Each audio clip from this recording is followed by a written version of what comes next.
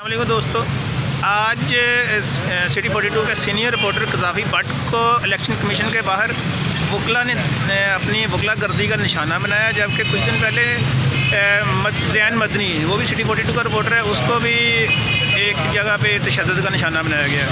इन दोनों को, जो दोनों सीनियर जर्नलिस्ट हैं, और इस हवाले से हमारे जो सीनियर जर्नलिस्ट हैं शफ़क़त हुसैन और जनाब अमानुल्लाह खान साहब, उन्होंने इस हवाले से क्या कहा, आइए सुनते हैं। जी, बहुत मेहरबानी अकबर साहब, आपका बहुत बहुत शुक्रिया। आप इस तरह के अहम वाक़यात का नोटिस लेते रहते हैं। जो कुछ ज़ैन मदनी के साथ हुआ है, ज़ैन मदनी हमारा छोटा भाई है, बिल्कुल ज़्यादती की है। उमर बलोच साहब यहाँ लाहौर में काफ़ी अर्सा पहले कैंप में होते थे, फिर वो किसी और ज़िले में चले गए। ये पुलिस का शुरू से तरीक़ेकार यही रहा है कि बज़ोर क़ुव्वत आवाज़ को दबाया जाए। लेकिन देखिए, एक बात तय है कि सहाफ़त की हमें आज़ादी जो है वो किसी ने प्लेट में रख कर नहीं दी। ये ज़ैन मदनी की तरह सैकड़ों नहीं हज़ारों सहाफ़ी हैं जिन्होंने माजी में भी कोड़े खाए, डंडे खाए, सड़कों पर ज़लील व ख्वार हुए और इस तरह ज़ख्मी भी हुए। लेकिन ये सिलसिला रुकने में नहीं आ रहा। लेकिन इसका मतलब ये नहीं है कि हम काम छोड़ दें। ये काम नहीं छोड़ा जा सकता। माजी में आप देखें, ज़ियाउल हक़ साहब के दौर में सहाफ़त के साथ क्या क्या कुछ होता रहा।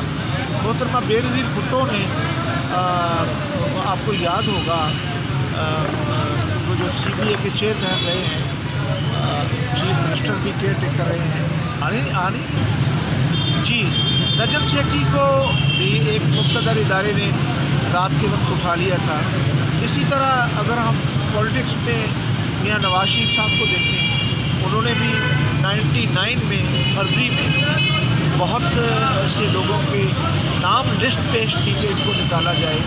उनमें नॉन भी थे, उनमें अननोन भी थे, जिनका सहाफ़त में अभी जुमा 8 दिन हुए थे, नाम आया था, लेकिन दबाया गया बहरहाल। इसी तरह मोहतरमा बेनज़ीर भुट्टो ने 2% के सहाफ़ी भी लोगों को कहा, जो सीनियर मोस्ट क़यादत होती थी जर्नलिस्टों की, उनको उन्होंने कहा कि ये 2% के सहाफ़ी मेरा क्या बिगाड़े। एक वक्त आया कि उन्होंने मुल्क भर के तमाम अखबारात बंद करने की धमकी भी दी, अगरचे उस पर अमल दरामद नहीं हो सकेगा और नहीं होना चाहिए। ये हमारी यूनिटी सहाफ़ियों की और इत्तेहाद के का मज़हर है कि हम किसी भी किस्म की कुर्बानी देने से दरेग नहीं। तो जो ज़ैन मदनी के साथ हुआ है, उसकी मैं, अगरचे उमर फ़ारूक बलोच साहब यहाँ लाहौर में रहे हैं, उनकी हमारे साथ भी साहब सलामत है, मिलते मिलाते रहते हैं, लेकिन जो कुछ उन्होंने किया है बहरहाल गलत किया है।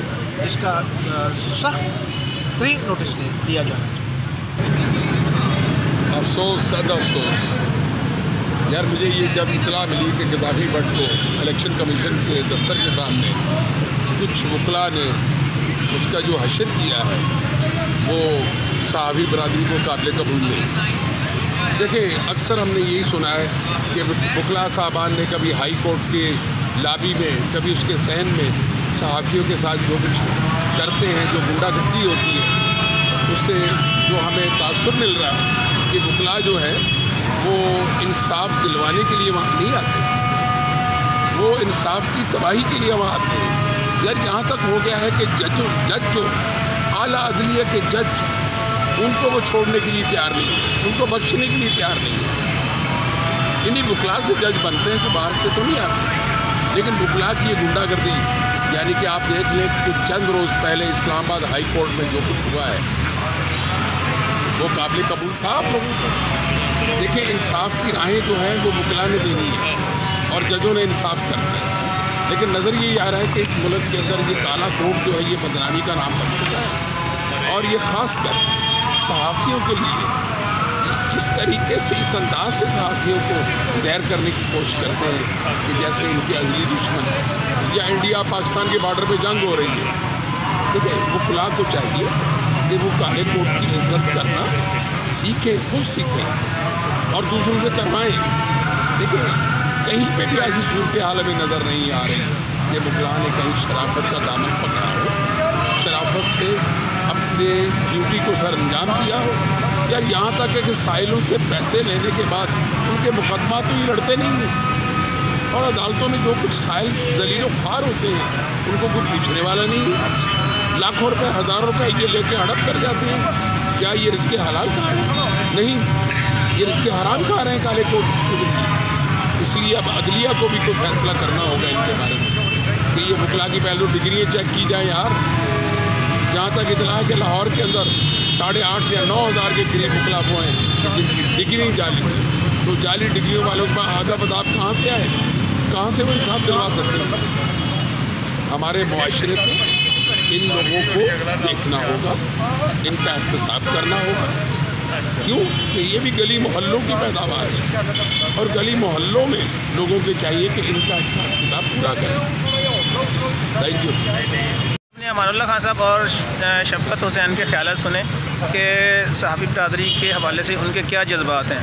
तो सारी सहाबी बरादरी इस वक्त मजम्मत भी करती है, परेशान भी है कि वो एक कलम और कैमरा, ये दो इनके पास चीज़ें हैं, और दोनों चीज़ों से क्यों खाइफ हैं लोग। और जो खाइफ हैं, क्या वो चोर हैं, डाकू हैं, या कुछ और हैं, वो क्यों डरते हैं? हालांकि कलम और कैमरा तो दोनों एक दोस्ती की अलामत है, दोस्ती की निशानी है। और अगर वकला की जितनी कवरेज आपने देखनी हो वो टीवी पे देखें, वो कैमरे की वजह से है, सहाफ़ियों की बरादरी सहाफ़ियों की वजह से है। और अगर अखबारों में आप देखना चाहें तो वो एक कलम की वजह से, कलम भी सहाफ़ी चलाते हैं। तो इन दोनों को आज तशद्दुद का निशाना बनाया गया, जो काबिल मज़म्मत है। इन पे कार्रवाई होनी चाहिए, हुकूमत को भी नोटिस लेना चाहिए, आला अदलिया को भी नोटिस लेना चाहिए कि वकला जो हैं वो इस हद तक क्यों जा रहे हैं। इसके साथ इजाज़त दीजिए। Thank you. अल्लाह हाफ़िज़।